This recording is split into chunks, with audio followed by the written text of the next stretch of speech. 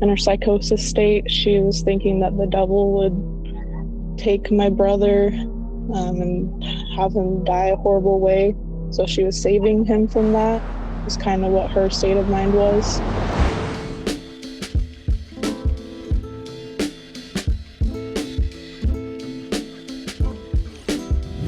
Welcome back to Other People's Lives. I'm Joe Santagato. I'm Greg Dybec. For anyone out there that would like to be a guest on our show, don't hesitate to reach out to us. Our email is oplpodcast@gmail.com. Just send us your story and we'll get back to you. This week, we got an email from a woman, and the subject line read, "My mom committed infanticide against my 1-year-old brother." If you don't know what that means, it means that her mother killed her 1-year-old brother. And she's here to explain the story to us and why she has forgiven her mother and does not believe that she's a cruel murderer. So we've got the guest on the line. Thank you so much for being on today. Yeah, thanks for having me. Yeah, of course. And, thank you for just your willingness to talk about a subject like this. Obviously, we know it's not easy, so we really do appreciate it. Yeah, it's really hard, but I'm glad to get the message out there. Yeah, so can you just start off by painting a picture of just your childhood, your mother in particular, and what type of person she was and what sort of led to these events?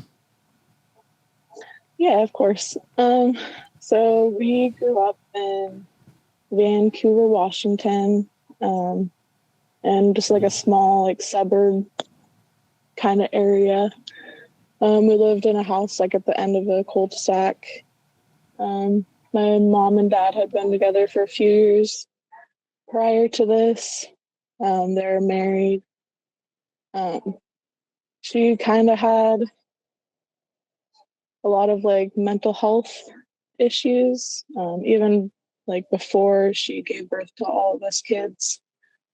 And my grandparents knew this. A lot of the people, our family around, knew this as well.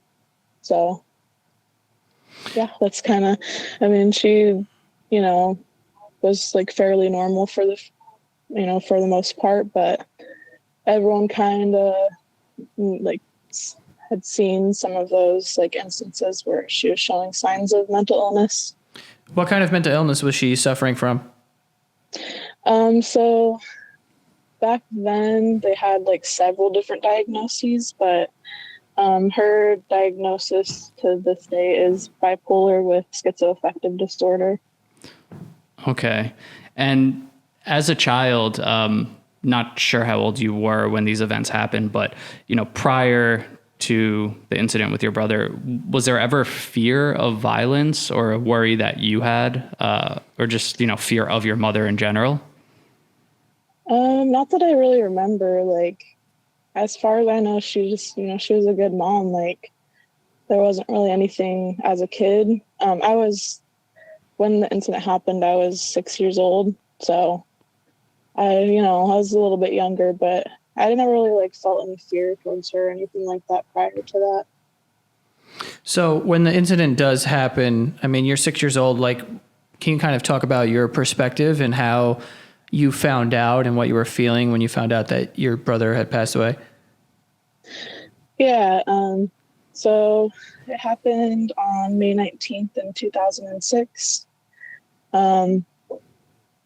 Me, my dad, and so I have two brothers. I have a brother that's 3 years younger than me, and then the one that passed away was 4 or 5 years younger than me, so he was almost 1 year old.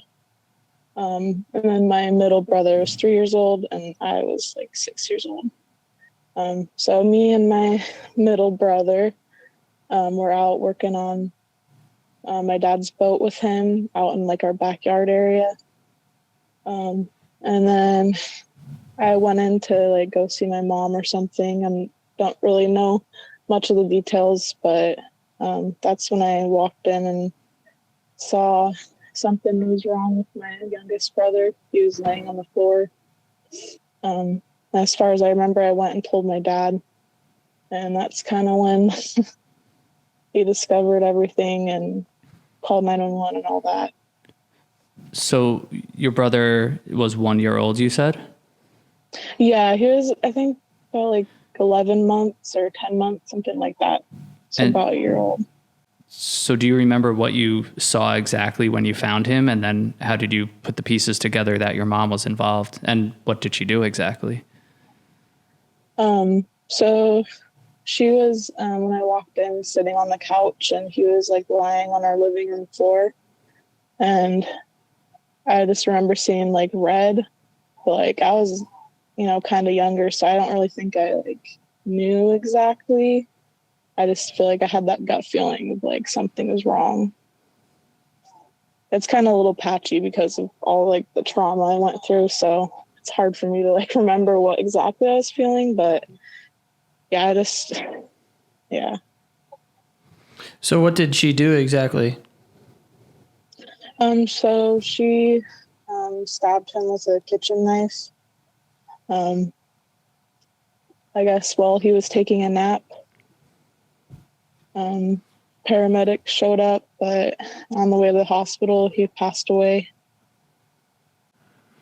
And what were like the repercussions like for her after that?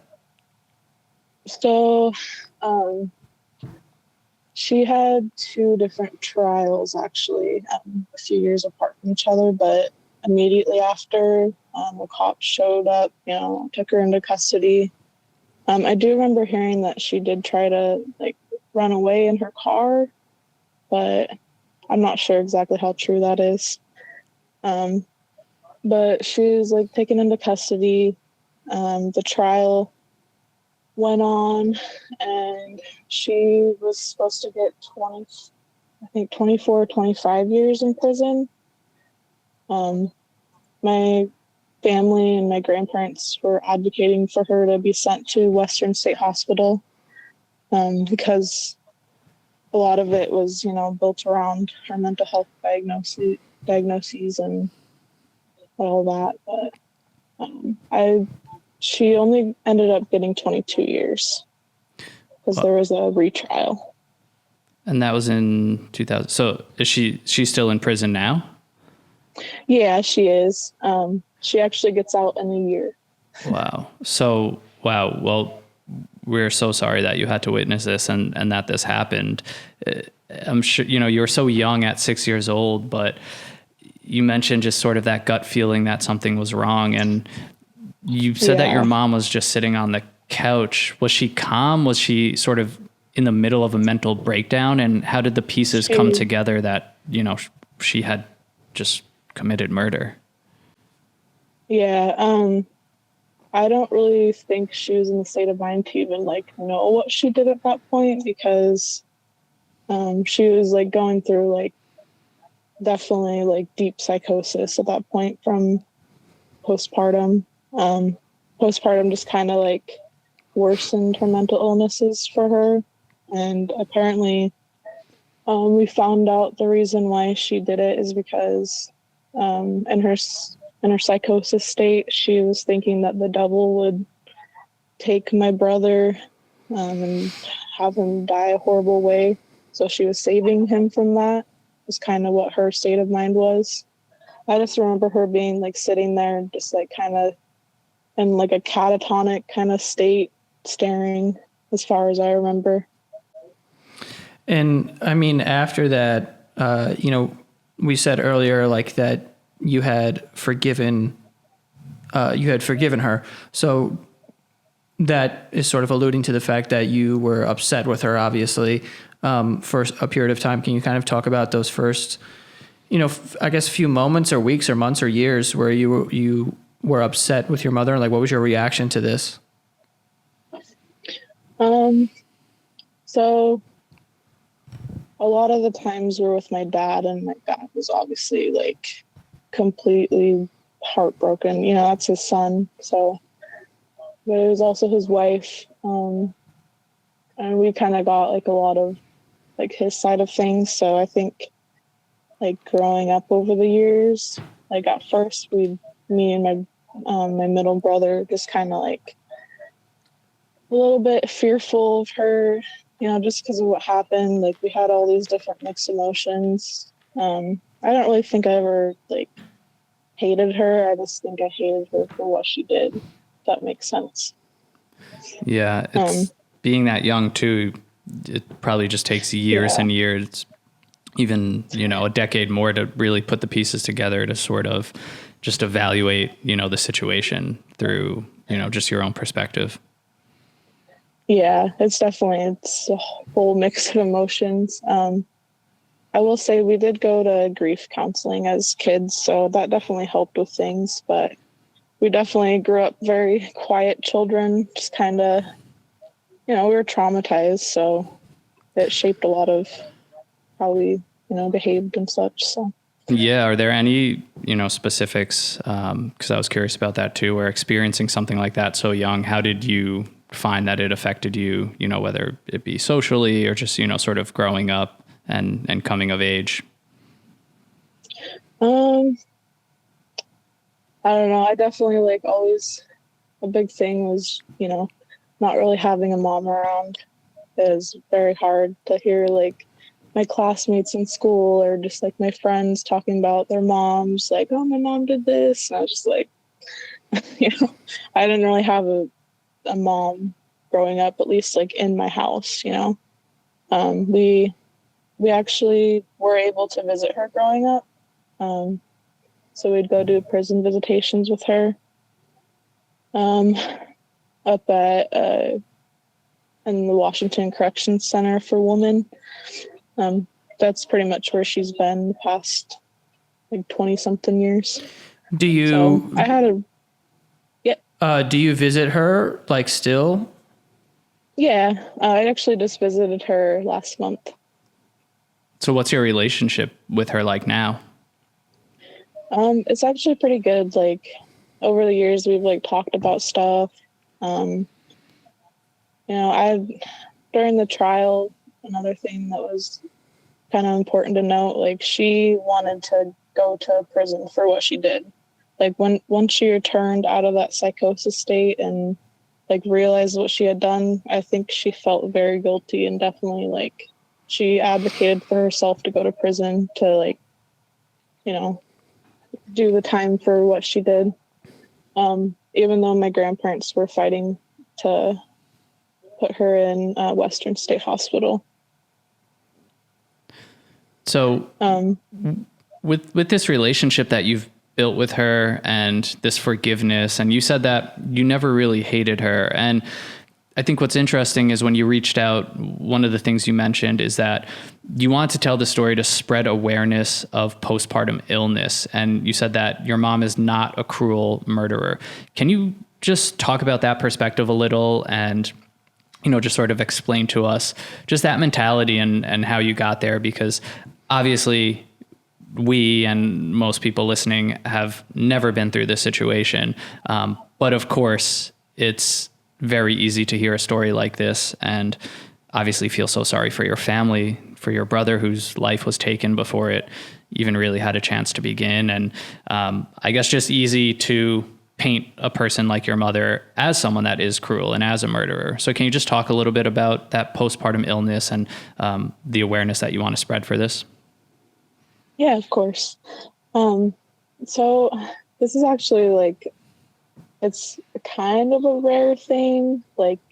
Usually people don't get postpartum psychosis full blown unless they have a previous mental illness diagnosis, but it can happen just from postpartum depression as well if it gets bad enough. We had several different times where CPS had visited us, and there's probably 30 911 calls just from our house alone before this incident happened. There was an instance where she left my middle brother in his car seat at the library. And she called the cops saying that he got kidnapped, but they found him, just chilling at the library where she had left. So there's definitely signs leading up to this. I just want to make sure I get those kind of things to look out for out there, because it is really important to look for those in women that just had a baby. You can definitely see the red flags beforehand. I just urge everyone that like knows a mom who just gave birth in their life, like I urge them to really check in on them. Like I know everyone says that, but do not ignore those red flags, because it would be better for a child to be taken away and be safe from the mom than to, have an incident like what happened to us happen. Other People's Lives is sponsored by BetterHelp. And I want to quickly talk about uncertainty. It's something we all feel when it comes to our life, our careers, our relationships, and sometimes we can't always see a clear path forward when we come to a fork in the road. I went through this recently. It was time for me and my family to move, and we'd been in the same place for 6 years, and suddenly we were faced with this major decision to have to pick a new place that would suit the needs of myself, my wife, but also our soon-to-be 1-year-old daughter. And honestly, making a decision that would so greatly impact my family, it really became overwhelming and it weighed on me, and I had trouble navigating and making a choice. One thing that really helped me through everything was therapy. I was able to share my experiences, talk through my options, and discover what was really at the core of my stress and indecisiveness around this big decision. Therapy helps you stay connected to what you really want while you navigate life, so you can move forward with confidence and excitement. And it helped me a lot, and it helped me ultimately make what I believe to be the right decision. If you're thinking of starting therapy, give BetterHelp a try. It's entirely online. It's designed to be convenient, flexible, and suited to your schedule. And all you have to do is fill out a brief questionnaire and you'll get matched with a licensed therapist. So let therapy be your map with BetterHelp. Visit betterhelp.com/OPL today to get 10% off your first month. That's BetterHelp, HELP.com/OPL. And, where is your mom now with this entire thing? When you go and see her, like, do you guys talk about that at all at a different, you're at a different age now than you were at a certain point. And, you said you have forgiven her since. When did that conversation happen where you told her that? And, kind of how does your mom sort of rationalize what she's done like today? So she's like completely like med stabilized and everything now that she's in there. I've had, kind of like I mentioned before, a lot of conversations with her over the years. I just kind of, just brought it up one day, and we're pretty comfortable talking about what happened now. It is like a depressing thing, so we don't talk about it like all the time, but yeah, it's kind of known. We have a really good relationship now. We talk on the phone every week just about what's going on. But it seems like she has remorse for the situation, like fully. Oh yeah, definitely. Mm-hmm. Yeah, she had it as soon as she was out of that psychosis state. Has your when she was father going through a trial? Has your father forgiven her? That's a little bit more of a rocky kind of thing. I can't truthfully like say whether he has or not. I'm sure he has at least a little bit of consideration for the fact that she was mentally ill, but yeah, it's a little bit more rocky on that side of things. But, is that the same with your other brother and other family members? My other brother, he's kind of has a similar relationship as I do with her. Like we both, grew up seeing her, and I do want to mention too, my dad advocated for us to see her during the trial as well. That way we wouldn't grow up like completely without a mom. So he does, at least have some consideration for the fact that it's still our mom at the end of the day, Mm-hmm, mm-hmm. So is your worry with situations like this that just sort of the outlook that society might have for, moms or people who go through states of psychosis and commit these acts will sort of just be cast aside or just be labeled as monsters, but there's obviously more to it, is what you're saying, and that it's, mental illness obviously playing a huge role in these actions? Yeah, it's actually, I remember doing an essay in college about this subject just because it's been very important to me. to like kind of get the word out there about this. And I had found a document with just lists of moms that had done the same thing and that were either, just labeled as, this monster mom or, this murderer, this and that. Yeah, definitely the news plays a big impact of that, in that, of just like portraying them as, just straight up like horrible people, and society definitely views them as such, which is unfortunate because it's, not always their fault. Like they're in a state of mind where, and I can't speak for like all cases because there are some cases where there's not really anything on that side of things making them do this, but it's definitely hard to combat a mental illness, especially when you have like a new baby and you're trying to go through all that stress and lack of sleep and hormone changes as well. So yeah, it's definitely a society.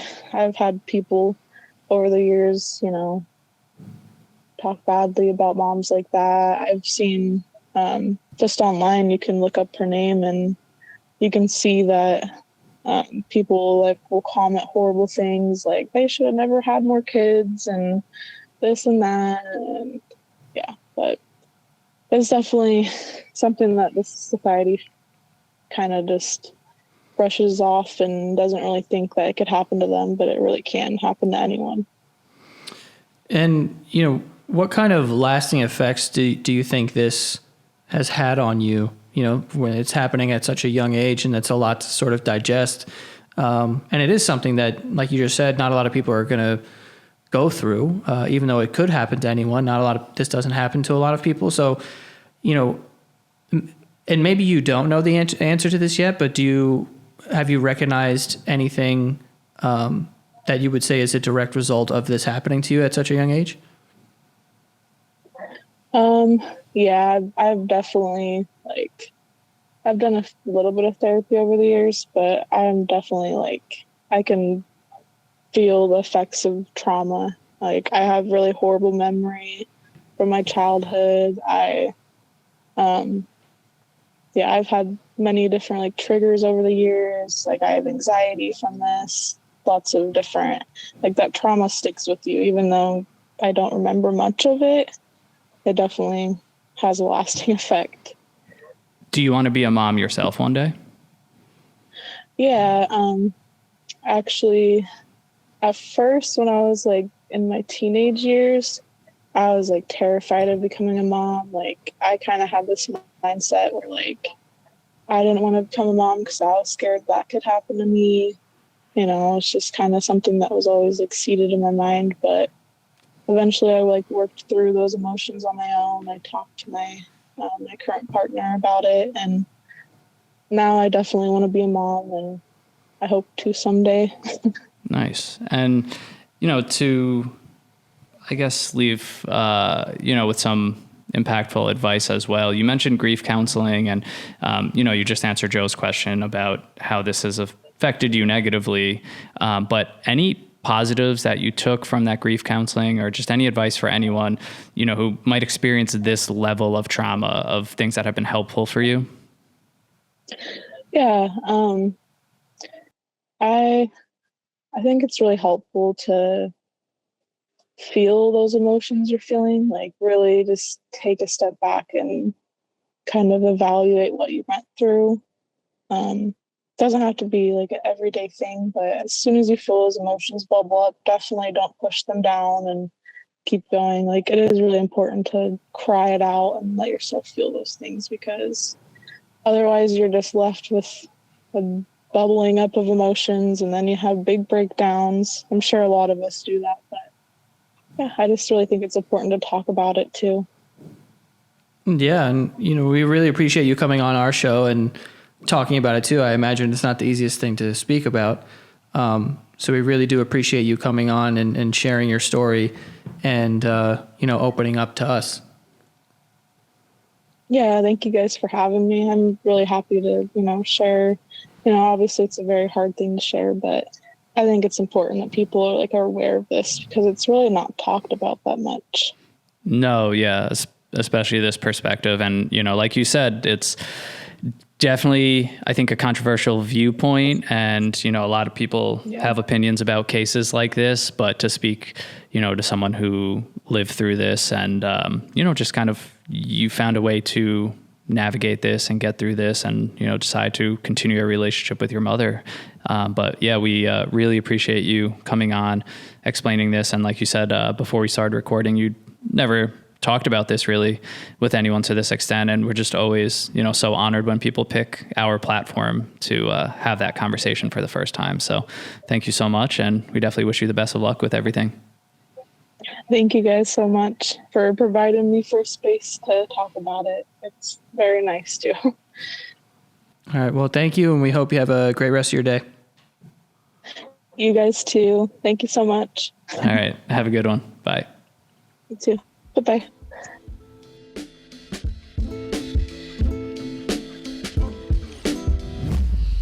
That is so difficult. It's, you know, it's interesting when it comes to family and people doing things wrong. Like even when she was talking about, like, she has forgiven her mother, and there's people listening who probably have never dealt with something like that. And they're just like, there's no way I could forgive my mother for something like that. But even you hear it generationally in that story where the grandparents were trying to be like, this is the mental illness thing, go to a hospital, whatever. Like, when it's your family, you try to protect them at all costs, no matter what, which is interesting. And it's like that's a very difficult position to be in unless you've ever dealt with something like that. It's hard to even comprehend, because it's easy and, like, you know, just in a clear mind to be like, yeah, of course you would never forgive these people, like, for doing something like that. So heinous. But once you're actually faced with it, it's like, this is my family member who did something, like, and I know them, and they're not an evil person. Like, why would they do it? There has to be something else at play here, which clearly there was. I mean, there was some mental illness, you know, involved in this.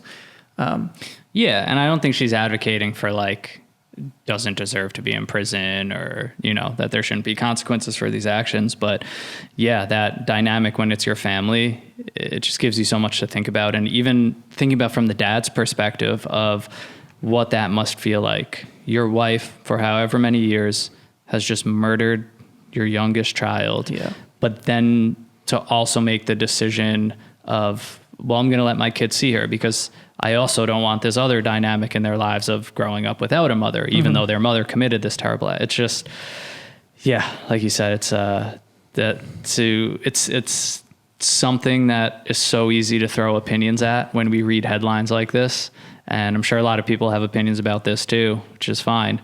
But yeah, to hear that perspective of someone, you know, actually navigating that world as the child, you know, of a mom who did this is just wow. Yeah, it's a position you never want to find yourself in. And I mean, I also would argue that it requires some sort of mental instability to murder, especially in a way like that.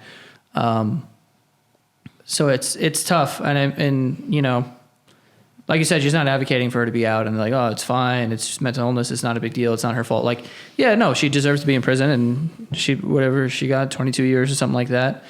You can only hope that after she's done the time that she's in a better place, and something like this can be avoided, I guess. I mean, it's very unfortunate for everyone involved. Like, it's just fucked.